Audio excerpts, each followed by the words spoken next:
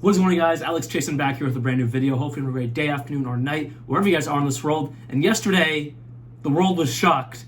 The NBA world was shocked when we saw the tweet from Shams saying Kyrie Irving has reached out to LeBron James to possibly pair up or create a trio in Dallas. Luka Doncic, Kyrie Irving, LeBron James.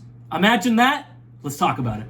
I feel like Kyrie Irving always finds his way into one of my videos. Even if it has nothing to do with Kyrie Irving, he came across in my Celtics video, he came across obviously in my Lakers video, he comes across in many videos because he is such an important piece of the 2023 NBA offseason. He literally holds the Mavericks' future in his hands. I made a whole video on that, and it's so true. If he walks, Christian Wood's gonna walk, and Luka Doncic is left with no one. Tim Hardaway Jr. and Reggie Bullock as his best players. How's that sound? Not very good. So Kyrie Irving is now trying to recruit LeBron James to Dallas. How would this even work? Now, we all know Kyrie Irving might go to the Lakers this offseason. He is a free agent. He can do whatever he wants.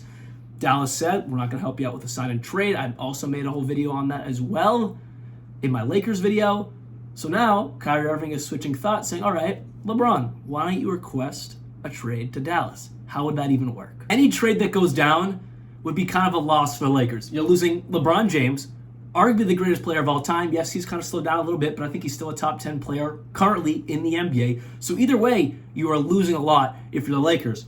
So the Lakers have to be adamant they want to rebuild. And LeBron James has to be adamant he wants out or he's not going to play. Because at the end of the day, the Lakers are not going to want to trade LeBron James, because if you trade LeBron, Anthony Davis is going to be gone as well.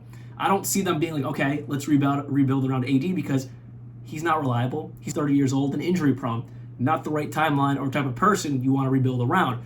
So if you're going to trade LeBron, AD's going to be out the door as well. I don't know if they're ready to do that this offseason. So a possible trade I'm thinking of is a sign and trade with Christian Wood, along with Tim Hardaway Jr. and Maxi Kleber to make the contracts work, along with multiple first-round picks, whatever it may be, whatever the Dallas Mavericks want to send, just multiple first-round picks to the Lakers.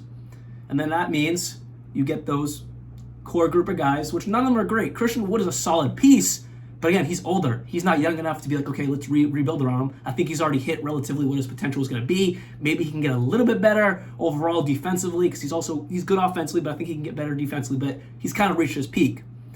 He's not going to really get any better. Tim Hardaway Jr., we know what he is, and Maxi Kleber, we know what he is as well. So you want those first-round picks, but at the end of the day, it's kind of a loss for the Lakers. Now, that's not the only trade possibility for the Dallas Mavericks. If Christian Wood wants to be like, no, I don't want to help you out in a sign and trade, I want to go and do my own thing this offseason and sign wherever I want, he could very well do that if he wants to. So another possibility would be Maxi Kleber, Davis Bertans, and Tim Hardaway Jr. to make the contracts work. You need some big contracts, along with young guys like Josh Green and Jaden Hardy for LeBron James. Jaden Hardy last season proved he might have a little bit of star potential. Nothing amazing, but near the end of last season when he got more playing time, he kind of proved, man, he might have some potential in the NBA. And then you have young guys like Josh Green, who's already proved he's a solid role player in the NBA. And then guys like Tim Hardaway Jr., Kleber, and Davis Bertans, well, they're just there to make the contracts work. And we know Bertans and Kleber are on some pretty bad contracts in the NBA. So that's why I'm saying, if the Lakers were to do this trade, they have to be 100% positive LeBron James wants out, and no question about it,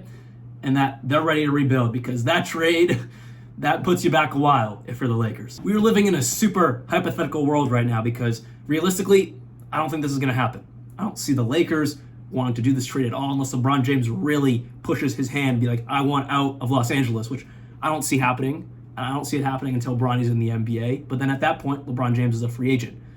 Also, I don't know if they're ready to blow it up. They were in the Western Conference Finals. I think they might want to run it back with maybe some tweaks here and there. So with that said, a possibility of this trade happening, I think, is very slim. But if it were, their projected starting five, in my opinion, would be Kyrie Irving at the point.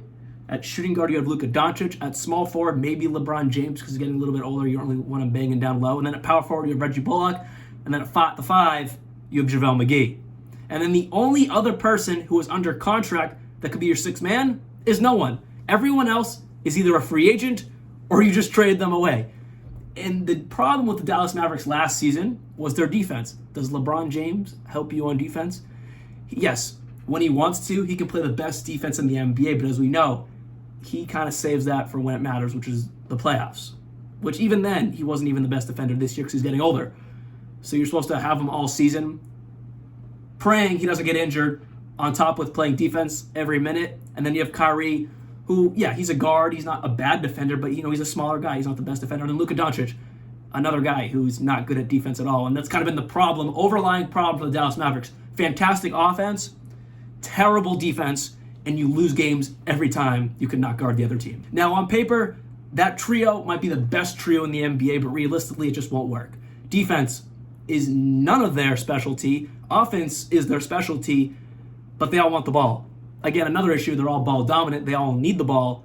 That already proved to be a problem with Luka and Kyrie in the last half of last season. How would it work with adding LeBron James? It really wouldn't. And then you would have to go out and sign a bunch of minimum contract players who might not be that good. I think this is just asking for another year of the Dallas Mavericks not even making the play-in. That is all I have for you guys today. I thought it was very interesting that is a Shams tweet. That is a real tweet. That is a real thing that Kyrie Irving and LeBron James have been talking about. But at the end of the day, I don't think the Lakers are ready to blow it up just yet. And also, I don't think LeBron James is quite ready to leave Los Angeles until Bronny comes into the NBA. But more realistically, I think Kyrie Irving might be going to the Lakers, which check out my video. I made that a few weeks ago. I'll put it up top. I will say, though, a pretty cool hypothetical situation that, actually might happen this offseason. I doubt it, but it could. Anyways, hope you guys did enjoy this video. And like always, peace out.